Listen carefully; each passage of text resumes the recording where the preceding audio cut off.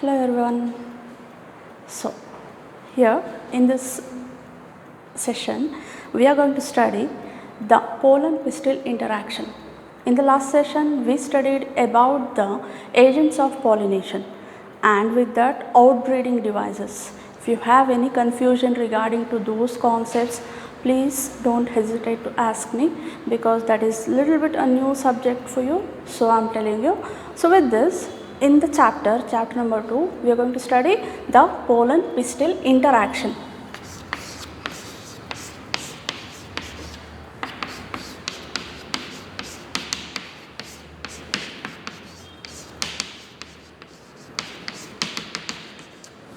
The pollen pistil interaction, the name itself saying interaction.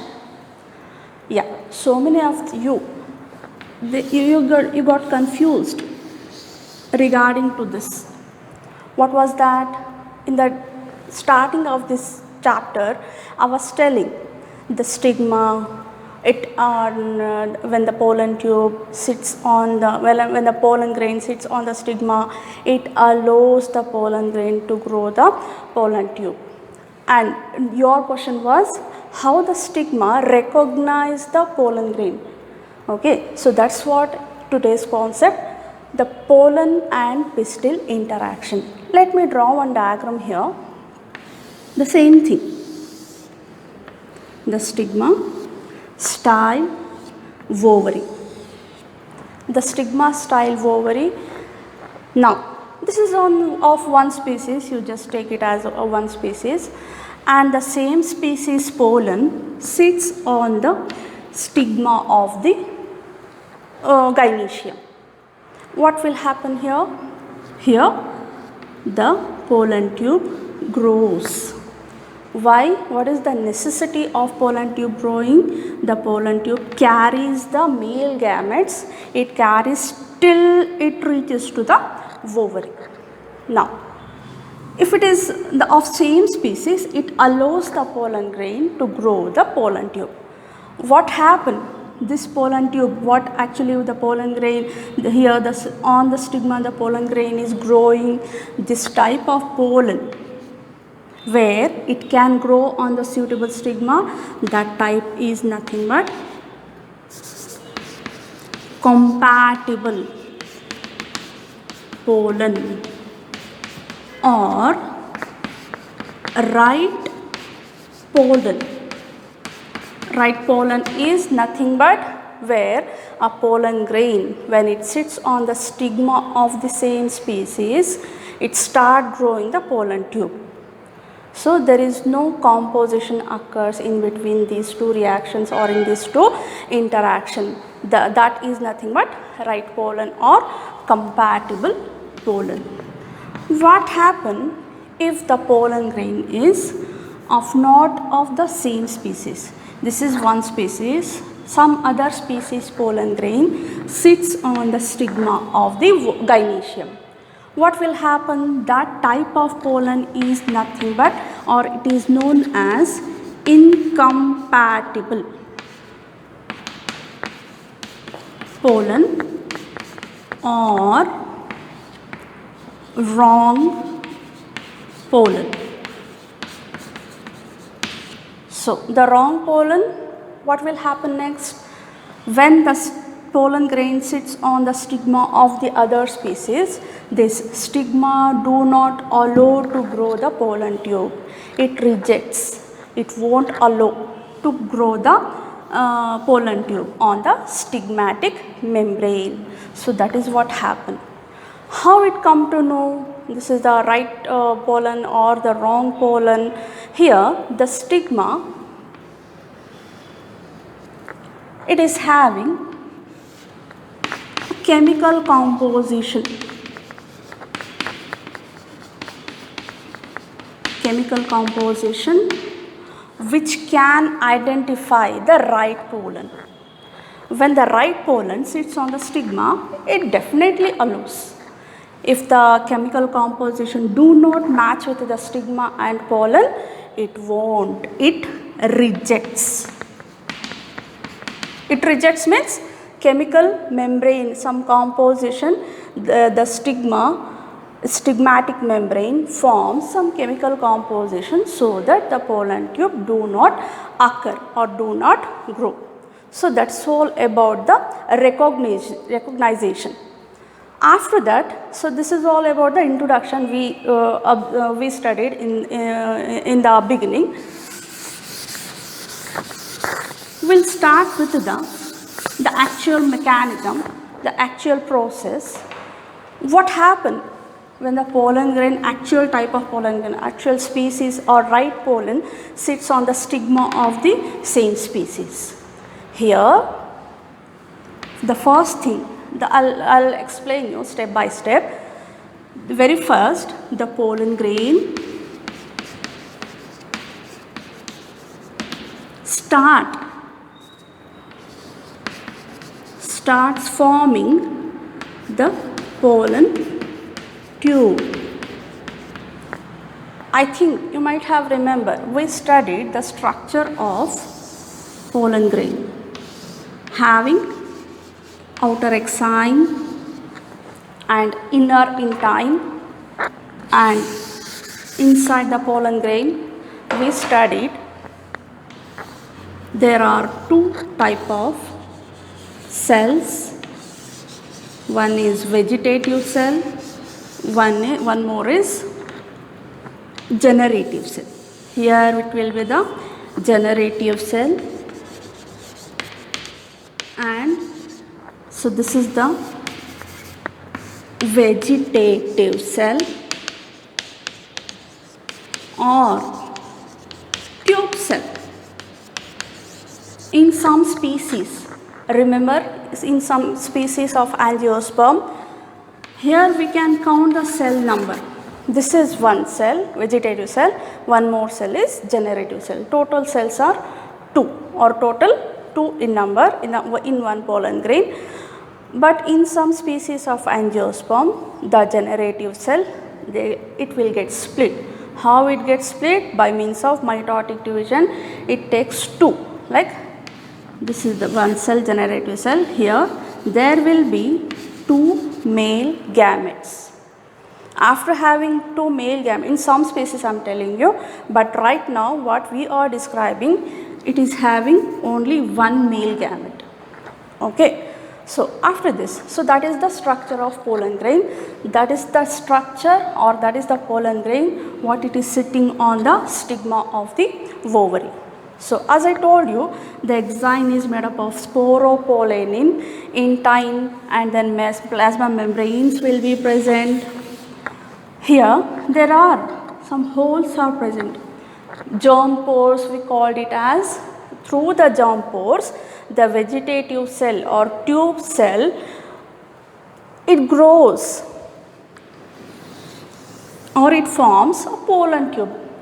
There is not a rule from this germ pore itself the tube should form. So that is nothing like that. From any germ pore, the tube, it can grow. The first thing. However, the pollen tube grows, the generative cell, the tube carries the generative cell, or this generative cell, it goes with the pollen tube. If it is forming, if it is in a primary stage, if it is very little bit means the generative cell, it will be here. How can you draw that much bigger, you can ask me. Only to show you only to describe you, I draw like that. The generative cell, it can move along with the tube, pollen tube. And then remember one more thing here, when the pollen tube starts germinating, the generative cell takes mitotic division and it forms 2 male gametes. It means when the tube occurs or when the tube germinate, little bit broad I'll draw here so that you can make out.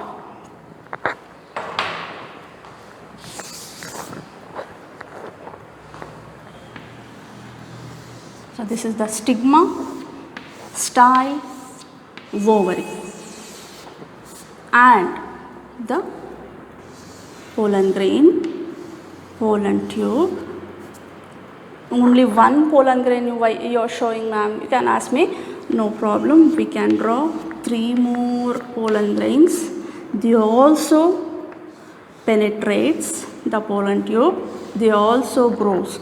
Only one pollen grain achieves fertilization. Now, so this is the tube. Along with the tube, what it is carrying? It is carrying 2 gametes. From where the 2 gametes came? From the generative cell. The generative cell, the nucleus you have to remember here. This is one male gamete, you can call it as, and one male gamete. They both having haploid number of chromosomes. Okay, only just a mitotic division. It took place. And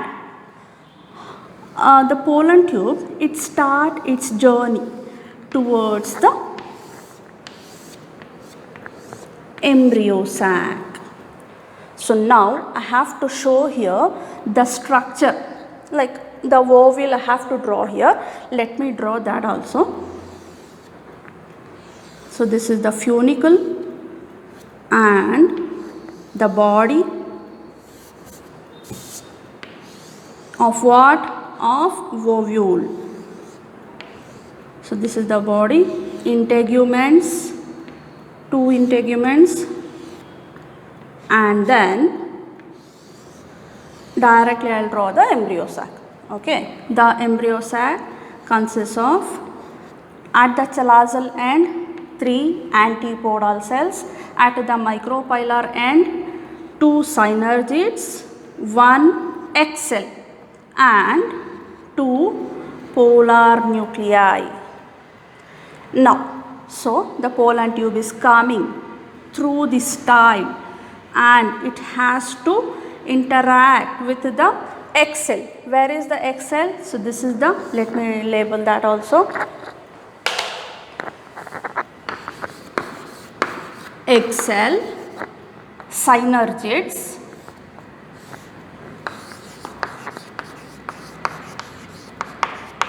and don't forget this end is known as micropylar end, and this end is known as chalazal end. Chalazal end. And now the funicle, hilum, antipodal cells, 3 antipodal cells, 2 polar nuclei and synergids, in the synergids filiform apparatus were there. So that was the structure of what? Anatropous ovule having a mature embryo sac. This is the mature embryo sac. Now what will happen here? The pollen tube, it has started its journey. It is coming near to the ovule. So what is the pathway? What is the line? How it should come, or how it come to the egg cell of the anatropous ovule? Is this the right pathway or anything other? If it getting the other way to get contact with the egg cell? Yes, there are 3 pathways are there. One is porogamy. Porogamy in sense, if the pollen tube, the structure remains same, only you just understand the types what I am telling you. So this is just a pathway of pollen tube. There are 3 actually, in your syllabus they have given 3. If the pollen tube, if it get enter from the, so this is the pollen tube, you just imagine, and this is the funicle, the body, integuments and the embryo sac. Okay, here is we are having the pollen tube. If this pollen tube enter from the micropylar end, the type of pollen pistil interaction or that process is known as porogamy. So what we are showing here, we are also showing the same here. the pollen tube takes entry from the micropylar end. So what are the other two types? The other two types are, I will write here.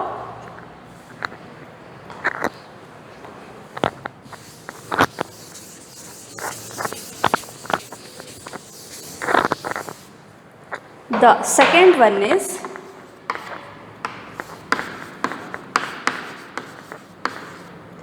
chalazogamy.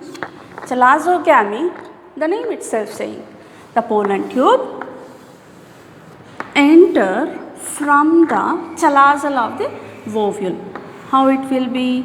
So this is the funicle, body and integuments and embryo sac. Okay, so the pollen tube is coming from the style, and this is the chalazal part. Through the chalazal part, if the pollen tube enter inside the embryo sac to reach the egg cell, so that process is known as chalazogamy. One more type is there, that is mesogamy. Mesogamy, we didn't heard about the mesogamy or mesoderm in the nitropus ovule. It is simple. I'll show in this diagram itself, because there is no place at all there. I'm describing you, I'm showing the mesogamy type of interaction. The pollen tube enter through the integuments. So this is how the pollen tube enter inside the embryo sac through the integuments.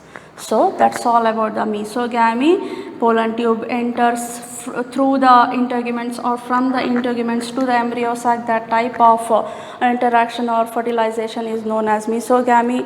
If the pollen tube enters from the chalazal end, that type of interaction is known as chalazogamy.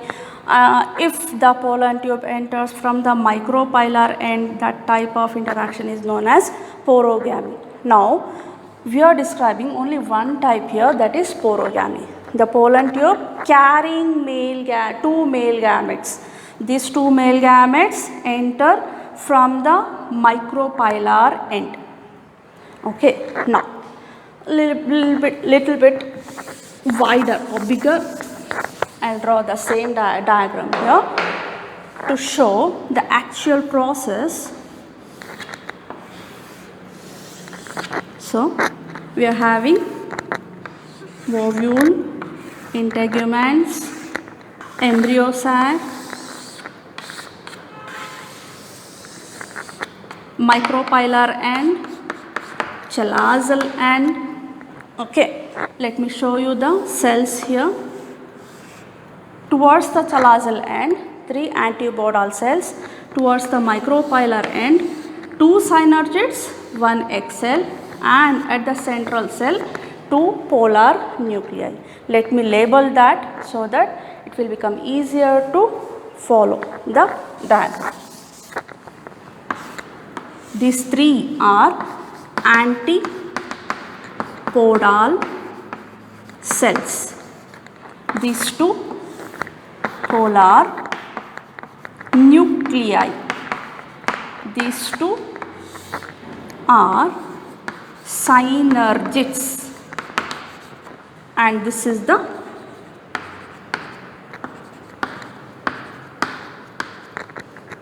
egg cell, and the synergids having a filiform apparatus. So the filiform apparatus, the function of filiform apparatus is it guides the pollen tube to enter from the synergid. Okay. So let me show you the pollen tube here. The pollen tube is taking the journey from the micropylar end. So that is porogamy. Now it has 2 male gametes, as I showed you. From one single synergid I am showing the diagram. Both are not necessary, one is more than enough.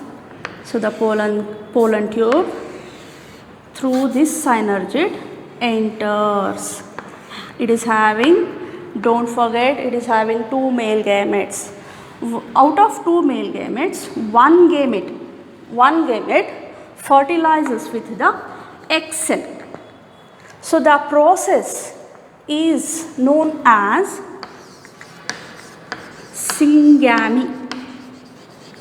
syngamy or fertilization. That is what our concept is. Fertilization has started now. When the pollen tube enters through this synergid, one of the male gamete, it get fused with the egg cell. Okay, so that is the fertilization. That is over now. One more male gamete is present there. What is the function of that? Why it came with the male gamete? Why the 2 male gametes are present? One more male gamete, it will. So just think, one male gamete, it will fuse with the polar nuclei. So when the male gamete fuses with the polar nuclei are 2 in number. 2 polar nuclei, 1 male gamete. How much it become? 3. So 3 fusion. That we are going to call that as triple fusion. Okay. So I'll repeat one more time. The pollen tube carrying 2 male gametes. Out of 2 male gamete, 1 male gamete fuses with the egg cell, which is towards the micropylar end. So that is the syngamy. The syngamy results in the formation of zygote. Syngamy or nothing but fertilization. Okay. So the zygote, the resultant product will be the zygote. That zygote having diploid chromosome number. How it become? Because the egg cell already having haploid number of chromosome. When it get fused with the male gamete, the fertilization has occurred. The resultant product is zygote. The ploidy of zygote is diploid. One more male gamete, it travels towards the travels from the central cell and reaches to the polar nuclei. The polar nuclei were 2 in number. When these 2 polar nuclei, it get fused with the 1 male gamete, the result or the process is known as triple fusion, and the resultant product, let me write that here, triple fusion resultant product is primary endosperm.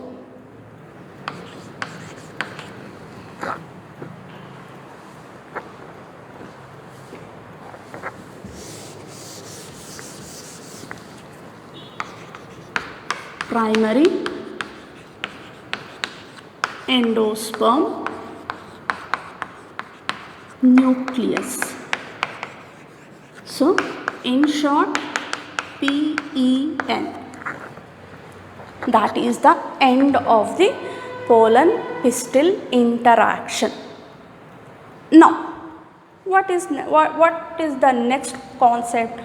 What happened with the zygote and why it is necessary to take place 2 fusions? Let me tell you, these 2 gametes, it get fused with 1 egg cell and 2 polar nuclei. This type of fertilization is known as double fertilization. That's why in the angiosperms, maximum species of angiosperms, double fertilization takes place. How the double fertilization takes place? As I told you now. So that's all about the pollen pistil interaction. I guess you came to know about the right type of pollen grain and wrong type of pollen grain. Don't get confused. If one species of flower do not enter the pollen grain of other species, the pollen tube forms. Through the pollen tube, two male gametes come along. From where the two male gametes are coming? From the generative cell. First, the primary stage, the generative cell having only one male gamete. After the splitting of the new male, nucleus, it become two. The pollen tube, it start germinating. From the stigma, it penetrates the tissues. How it penetrates? Is it having any knife and anything so that it can make up ears and it can enter? No, that is not the thing.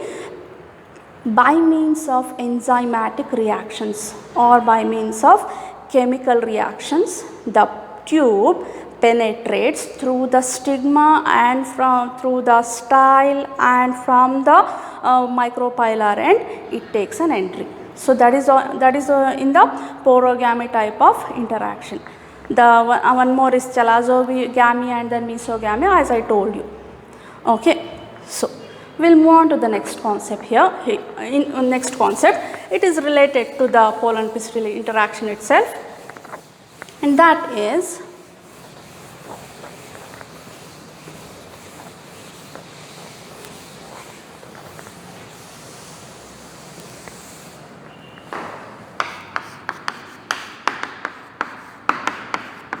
artificial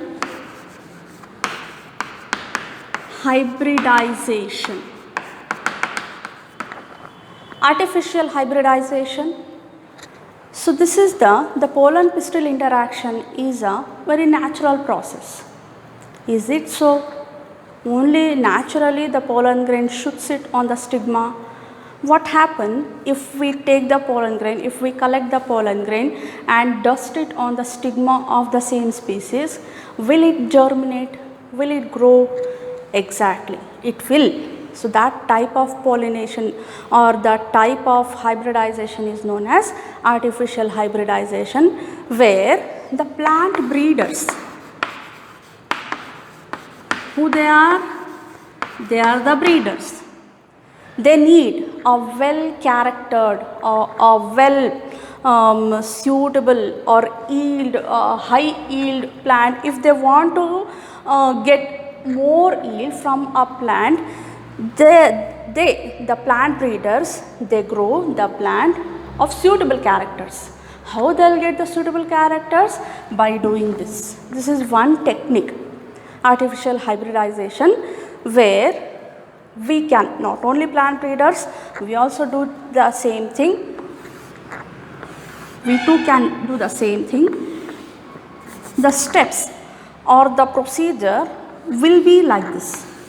Think this is a bud, stigma, anther. Okay, why I have taken the bud? Okay, observe this, understand this. If a bud, if it is, the flower is in a bud condition, the pollen grain cannot sit on the stigma. And remember, the stigma is also a very young condition. It is not ready to receive any pollen grain. It has not come to the receptive stage. At this stage itself, when the flower is in a bud condition, we have to cut the pollen grains. Why? To avoid self-pollination. Okay, so self-pollination, this is how we are doing the artificial hybridization when the flower is in a bud condition. By taking a sterile forceps, we are going to cut the anthers to avoid the self-pollination. And when the stigma comes to the receptive end means if the anther, ovary and ovule and embryo sac is matured enough to receive the pollen grain, at that stage, what we are going to do? We are selecting a suitable character pollen grains. That pollen grains, we have to dust it on the stigma by manually. Manually, when we done this process, we have to cover the flower or the stigma. How? By taking a cellophane sheet or butter sheet. By taking butter sheet, we have to cover this of same size. So this is nothing but the process is known as, or the step is known as, or the technique you can call it as emasculation, where we are dusting the pollen grains on the stigma manually, and after that we are covering the stigma by taking a similar size, a suitable cellophane butter sheet. After the emasculation, what we did, we covered the flower, no? So that step is known as bagging. Emasculation means taking out the anthers and then dusting the pollen grains. Bagging means we are covering the stigma only to avoid the other pollens. Only to avoid the other pollens, we are covering the stigma. So this is how we can achieve the artificial hybridization. It consists of emasculation and bagging, and it has done, or it continuously the plant breeders doing the same thing to get the high yield plant. Okay, so the same thing, plant breeding, in the chapter number 19 you are going to study a detailed account on plant breeding. In that I'll tell you a few more points related to this technique. Okay, so that is all about the today's concept. Tomorrow we'll start with the double fertilization or post fertilization events. So few of you didn't get the assignments. So yesterday's and today's B5 session and B6 session questions, just please write it down. The B5 questions are: what are the agents of pollination? For one question. Second question, mention the types of biotic pollination. Third question, explain the water pollinating agent. Fourth one, give an account on Vallisneria, how it achieved the fertilization by using water as a media. Next question, what are outbreeding devices? What are outbreeding devices? Next question, what are inbreeding devices? Outbreeding. After the outbreeding devices, the question should be inbreeding depression. What is inbreeding depression? And next question is, what is porogamy? Explain pollen pistil interaction. Next question, what is chalazogamy? Next question, what is mesogamy? Next is, what is emasculation? What is bagging? Okay, so that's these are all the assignments, and these questions are 2 or 3 marks. 1 or 2 mark or 2 or 3 marks. Only one question is there. That is pollen pistil interaction. Explain pollen pistil interaction. You have to answer that for 5 mark only. Except that question, everything, every question is of 1 mark or 2 mark. Answer it and submit it. Thank you.